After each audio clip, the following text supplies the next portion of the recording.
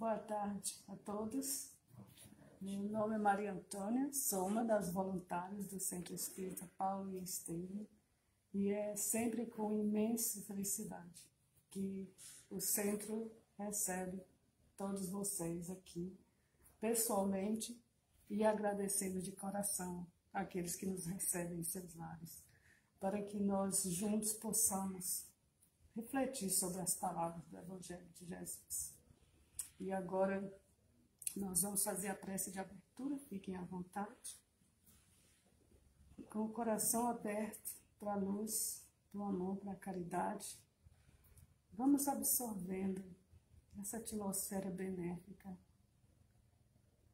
vinda de todos nós, dos nossos anjos guardiães, da espiritualidade amiga e benfazeja. Vamos pedindo o auxílio dos mentores desta casa e deste trabalho, e elevando os nossos pensamentos a Deus e seus mensageiros de luz, pedindo que derramem fluidos salutares sobre todo o planeta Terra, especialmente onde for mais necessário neste momento.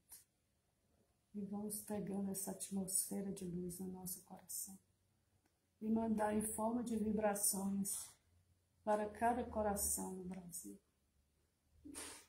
para que eles se sintam fortalecidos, energizados, consolados e com esperanças renovadas. Que assim seja. Graças a Deus. O nosso tema de hoje é Eu Posso Fazer a Diferença, baseado no capítulo 13 do Evangelho segundo o Espiritismo, que a sua mão esquerda não saiba o que faz a mão direita. Item 19, benefícios pagos com a ingratidão, e item 20, beneficência exclusiva.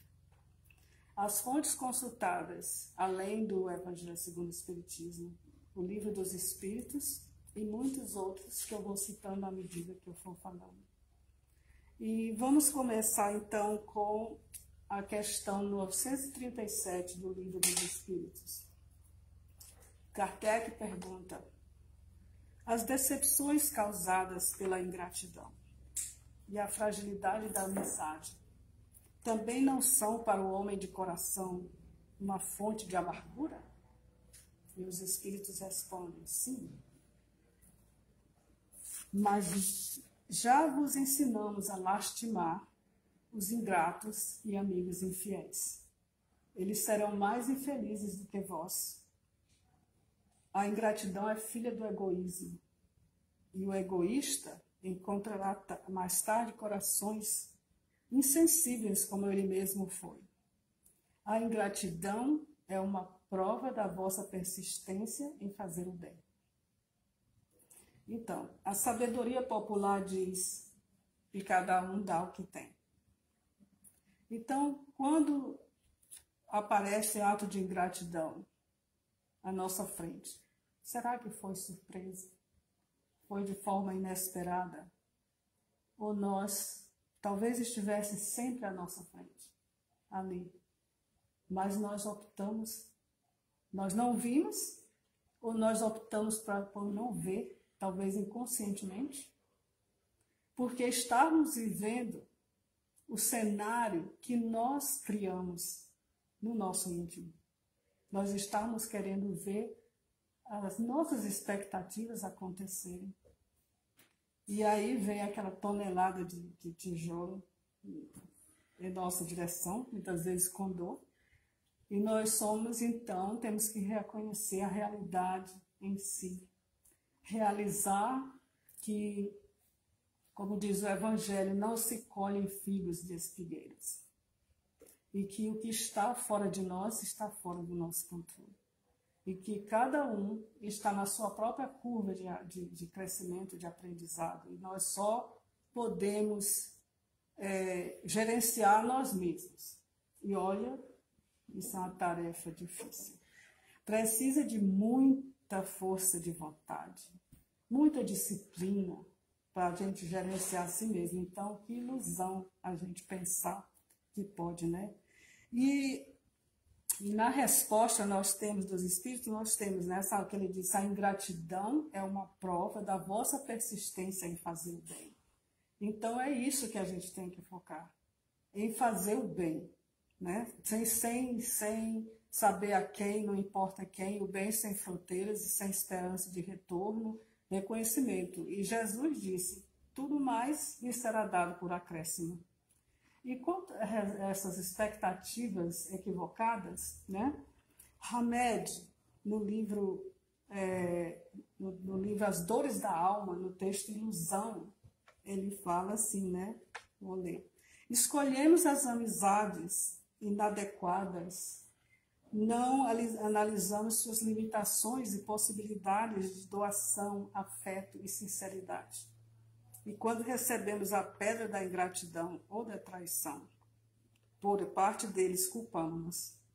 Certamente esquecemos de que somos nós mesmos que nos iludimos, por querer que as criaturas deem o que não podem e que ajam como imaginamos que deveriam agir. Então, para que nós mantenhamos um nível de expectativa saudável, e porque a gente sempre tem expectativa, nós ainda estamos em crescimento, e que seja assim, que nos mantenhamos esperançosos, mas dentro do realismo. Então, nós temos que praticar o orar e vigiar, que Jesus recomendou, né? Assim, nós vamos desenvolver o autoconhecimento, que é o portal para a gente ter uma vivência consciente, com escolhas conscientes, né? Será que eu estou nesse caminho? É esse caminho que eu quero? Essa pessoa está caminhando junto comigo? Já começa a ver. Só que esta observação também, ela não deve ser assim, tipo, essa observação diária, esse processo, não pode ser que nos traga ansiedade, que a gente fica, agora eu estou de alerta, ninguém me pega. Não é bem por aí. A gente tem que ir com calma, olhando, né, aceitando as nossas falhas, os nossos equívocos como parte da jornada, né? E realmente, assim, graças a Deus, é uma bênção quando nós estamos abertos a admitir nossos erros, nossos enganos. Porque isso significa que nós estamos aprendendo e é esse o caminho, de erro e acerto. Do contrário, a gente não estaria aqui, né? E a irmã Sudifo, ela diz no livro Emoções que Curam, ou Como Lidar com as Frustrações, ela diz também uma coisa muito linda, né? Ela diz que os vitoriosos não são os que sempre acertam, mas os que não desistem. Vitoriosos perdem no mundo das ilusões e ganham no mundo da realidade. Distanciam das expectativas impossíveis e aproximam-se do que é essencial, libertador e que satisfaz as expectativas. Então, aí nessa observação diária que fazemos de nós mesmos, como é que a gente se gerencia para não deixar aqueles torpedos, entendeu? Ou que seja no local de trabalho, na rua, onde seja, nos atingir e a gente baquear, e como é que a gente não internaliza? Como é que a gente não internaliza isso? Então, eu achei muito interessante no livro A New Earth, Create a Better Life, Uma Nova Terra, Criando uma Vida Melhor, do Eckhart Tolle. E ele faz uma comparação, dá um exemplo dos patos, né? Quando os patos têm uma briga, como é que eles se livram daquele excesso da energia negativa, né? Diz que depois que termina a briga, né? Aí eles se separam, aí cada um do seu lado lá, eles balançam bem as asas vigorosamente por muito tempo, algum tempo, e aí aquilo para se livrar do excesso de energia que estava acumulada no corpo. Olha aí. E aí, quando eles sentem aquela que já tiraram aquela coisa, aí eles voam. Não, gente, pato não. Eles voam. Não voa, né? Ele voa, meu Deus, voa. Ai, que horror. Ai, aí eles nadam cada um na sua direção, como se nada tivesse acontecido. E aí ele acrescenta, né? Que ele diz que se o pato tivesse uma mente humana, aquela briga ia ficar na mente o dia inteiro, assim, que nem um filme, rodando, o que ela pensa que ela é. E eu devia ter dito isso, eu devia ter dito aquilo. E às vezes, isso vai até de noite e a gente não consegue nem dormir direito. Gente, eu estou falando causa própria, viu? Ai, meu Deus. E aí ele acrescenta assim, uma coisa muito linda, né? Que ele diz que toda árvore, toda flor, todo animal tem lições muito preciosas para nos ensinar. Se apenas nós pararmos, olharmos e ouvirmos. Né? Muito lindo. E continuando, né, nessa questão da os 3:7 na resposta, né, do Livro dos Espíritos, que ele diz assim para nós lastimarmos os ingratos e amigos infiéis. Então a gente diria mais, em vez de lastimar, dizer lamentar. Lamentar que estas pessoas estejam negando a si mesmo os benefícios que o espírito de gratidão traz para todos nós. E quer dizer, é uma prática diária, né, que vai nos sintonizando com a nossa consciência. Nós estamos ali, como é que se diz, tentando fazer boa energia para o mundo inteiro. E Joana de Ângeles diz, né, que ninguém nasce grato. Ninguém nasce grato. A gratidão, ela é aprendida com prática. Uma escolha consciente é uma coisa que a gente tem. Ninguém pode dizer... tudo é luta, né, gente? Tudo é luta, tudo é trabalho. Não é assim só que um passe de mágica, né? E tem o psicólogo Robert Emmons, no livro dele, Agradeça e Seja Feliz. Ele destaca alguns pontos na qualidade de vida das pessoas que adotaram a gratidão como estilo de vida, né? Então, algumas coisas, por exemplo, fortalece o sistema imunológico, né? Foi redução da depressão e do estresse, maior entusiasmo, energia, otimismo, né?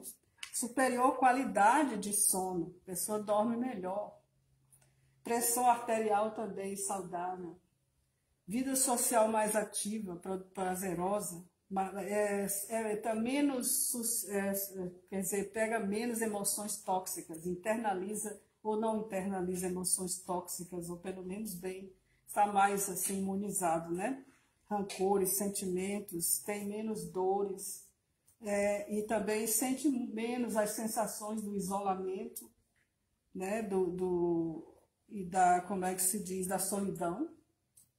E tudo isso faz sentido, porque a pessoa está, o nosso corpo vai reagir de acordo, né, com as informações que nós estamos mandando, né? As células agem de acordo com as informações que estão recebendo. Então, a pessoa, quando está nesse estado de gratidão, como é que se diz, praticando isso, é quase um estado de graça, né? A pessoa vive e daquele jeito que já gera, né, aquela boa energia em torno de si.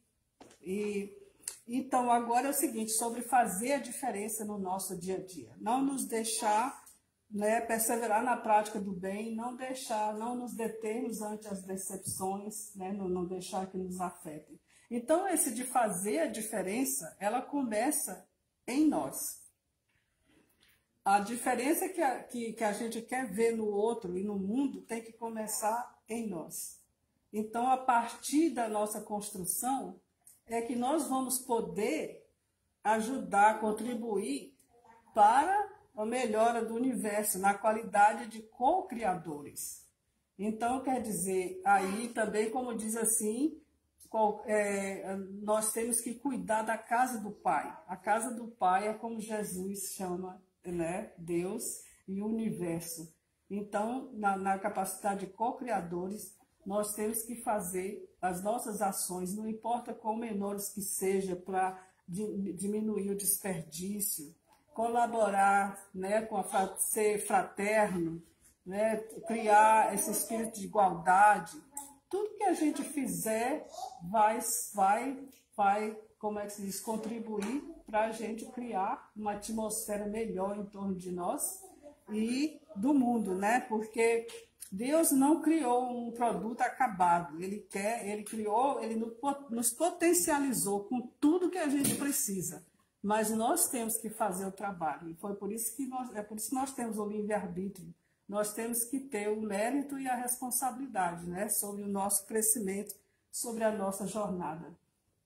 E Jesus também disse assim, que nós somos o sal da terra e a luz do mundo, né? Que é para nos lembrarmos do nosso propósito existencial, que é justamente, né, aproveitar, fazendo o nosso melhor, não perder a nossa oportunidade reencarnatória. Porque a gente está aqui e termina, quer dizer, se desviando, se distanciando do nosso propósito maior, né? E essa passagem, vós sois a sal da terra e a luz do mundo, embora Jesus estivesse se referindo assim, ele estivesse falando com seus discípulos, mas a gente pode estender, expandir isso para todo ser humano que está voltado para a prática do bem. E nem importa se a pessoa segue algum credo religioso ou se não segue nenhuma filosofia, nenhum credo. O importante é que a pessoa esteja voltada para a prática do bem, né? E eu também queria contextualizar o sal, né? Quando ele diz, vós sois o sal da terra, né?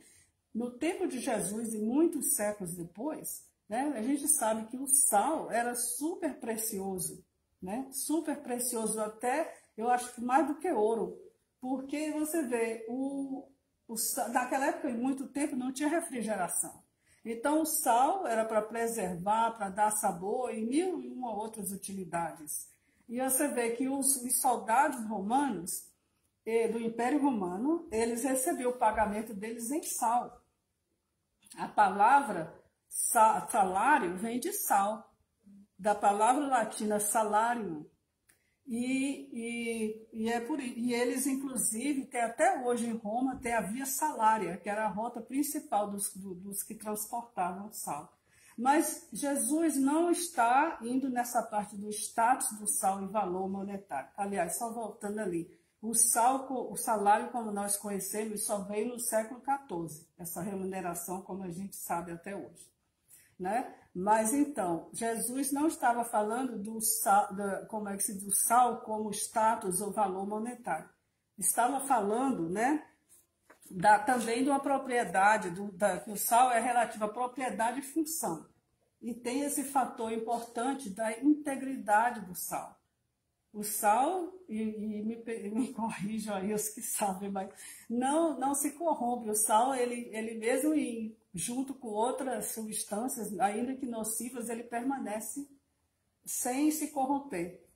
Então, quer dizer, Jesus está nos dizendo sobre a nossa integridade, sobre a nossa dignidade, que nós devemos, essa é uma parte que nós devemos ter, de permanecermos íntegros e dignos, mesmo que a gente esteja no meio da corrupção, no meio de coisas que não sejam, a gente tem que permanecer, senão a gente perde a nossa oportunidade de estar fazendo o nosso dever consciencial, desenvolver uma consciência ética.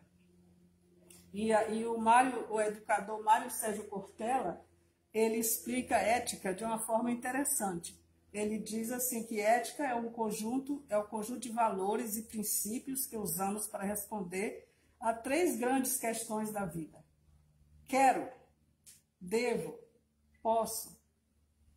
Ele diz que a pessoa tem paz de espírito quando aquilo que a pessoa quer é ao mesmo tempo que a pessoa pode e o que a pessoa deve. E aí também, Jesus diz assim, né, que nós somos a luz do mundo. Realmente, nós somos seres de luz. Essa luz está latente em nós, faz parte, mas nós temos que fazer brilhar esta luz. Então, a gente vê que até os santos e os espíritos mais elevados, eles já foram pessoas com imperfeições e já alguns eram até muito ligados à vida material. e passaram por extensas provações, venceram a si mesmo. Quer dizer, não é dizer que a gente vai virar santo, mas que não é assim. A gente, quando fala todas essas coisas, vós sois sal, e luz, sal da terra e luz do mundo, a gente diz, isso está muito alto. Mas a pessoa pensa que essas pessoas realmente incríveis, né? E aí estava falando de São Francisco, que eu vou usar a oração, né? Que São Francisco, quando ele fez tomou a decisão de trabalhar pelos pobres, e ter aquele estilo de vida, ele foi inclusive considerado um ingrato pelo pai dele, que era uma pessoa rica, né? São Francisco foi criado na riqueza. E o pai considerou ele um ingrato, ficou revoltado porque achou que fez um investimento na educação dele e agora ele vai querer trabalhar para os pobres e desvalidos, né? E é muito interessante, né, o que ele teve que enfrentar. Inclusive, ele o deserdou. E ele fez isso para a humilhação ser maior, ele fez em praça pública. Todo o processo foi feito em praça pública, que era para repúdio mesmo total. E aí, para o fim do nosso tema, né, a oração de São Francisco, a oração da paz, ela tem todo o roteiro que a gente precisa para se guiar nas horas que nós precisamos encontrar forças para não deixar que essas coisas, né, para nós sermos um instrumento de paz, de amor, de alegria, de união, de fé, esperança. Quer dizer, mesmo que a gente consiga fazer um desses bem, a gente já está fazendo muito, né? Fazendo bastante.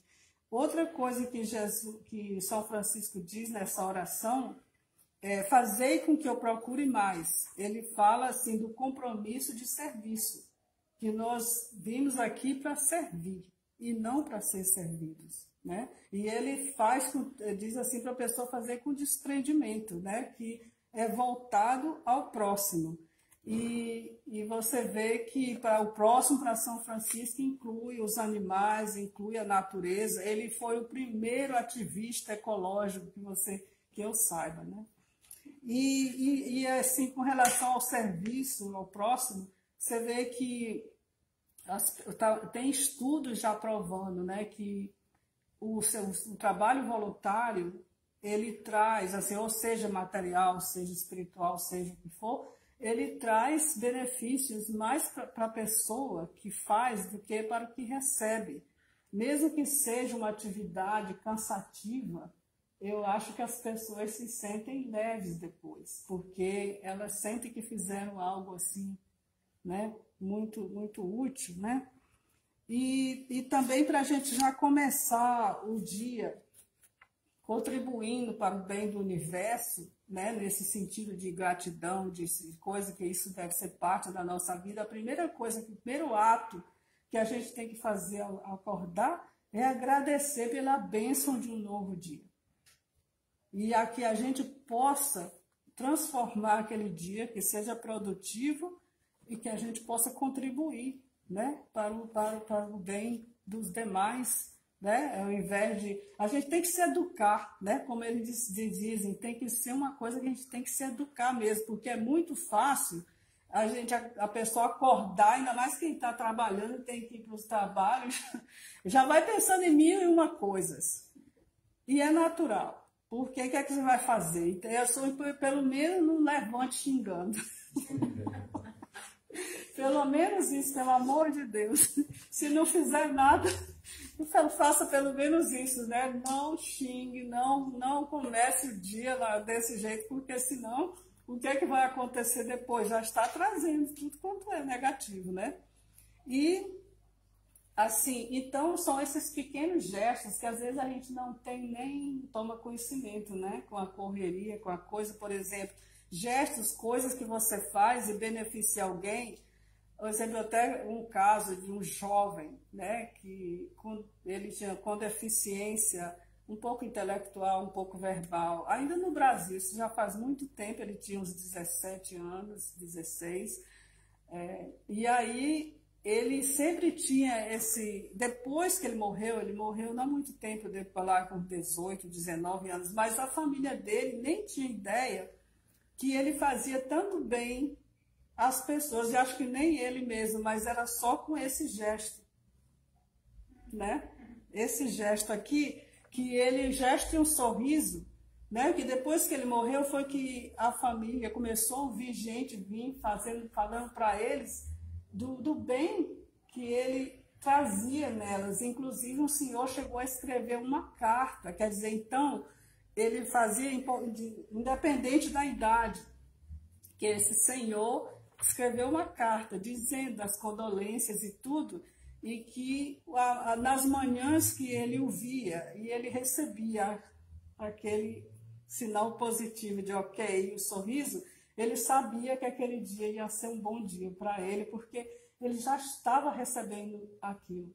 Então, você imagina esses pequenos gestos de cortesia, de gentileza, de coisa que a gente às vezes não toma conhecimento ou pensa que não é necessário, né? Um obrigado, um por favor. E todas essas coisas, às vezes, elas ajudam a espalhar a atmosfera boa. Eu também vi um exemplo, né? Esse foi na internet desse rapaz João Rubens Costa, que pode ser também, não é um rapaz, mas enfim. Ele falando da experiência dele, que ele preparou um cartão, parecia um cartão de negócios, mas não tinha informações dele, né? Só tinha assim, na frente dizia, obrigado por me fazer sentir bem. E atrás dizia, o que você faz, como você faz toda a diferença.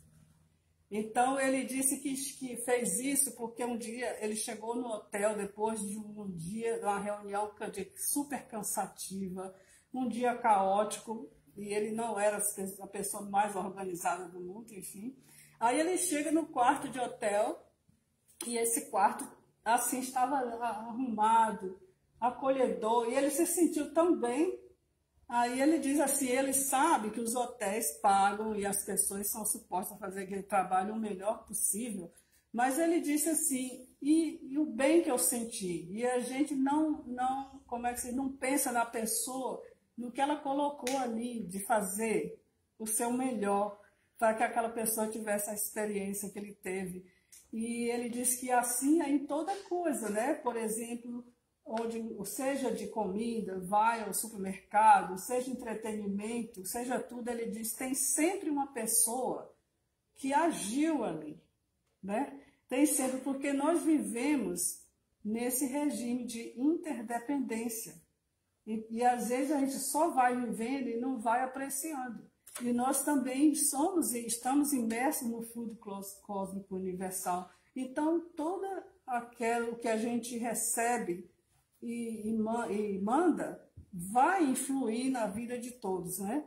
E essa coisa dessa interação, nossa, a gente vê que hoje em dia, mais do que nunca, nós estamos vendo como um indivíduo, uma pessoa que não faça, que não siga as instruções, não cuide da sua própria saúde, coisas como ela pode influir com essa história do vírus, de repente influir e desestruturar a vida de todo mundo.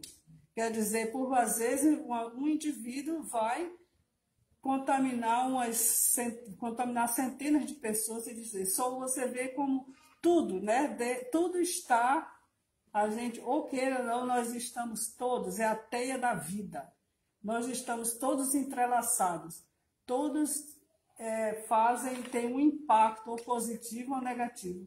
E eu gostei dele dizer isso, que a gente valorize, não importa se o seu trabalho seja o mais simples ou seja o mais complicado, mas ele diz que todo mundo tem valor diante da vida, deve ser reconhecido, valorizado. Tem sempre uma história por trás de tudo. E aí ele passou esse cartão, ele deixava onde fosse que ele achava que aquela pessoa tinha feito ele se sentir bem. Ele disse que aprendeu muito, porque em alguns ele até chegou a conversar com eles.